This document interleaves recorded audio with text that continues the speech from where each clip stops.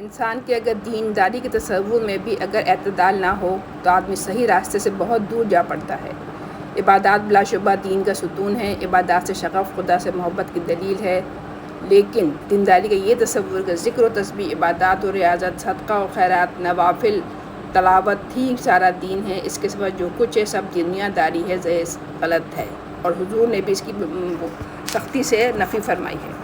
खुदा बंदों के हुकूक़ में तवाज़ुन रखना, इबादत और तबलीग और माशी दौड़ धूप में एतदाल पर कायम रहना, अस्कार और नवाफिल के साथ साथ बंदगाने खुदा की खिदमत बजा लाना और दुनिया के नज़्म व नस्क को संभालना और उसको दीन की तालीम और मिजाज के मुताबिक ढालना संभालना, ये सारे काम भी दीनी हैं। और इन कामों में लगने वाले बंदा भी दुनियादार नहीं बल्कि दीनदार ही कहलाएगा।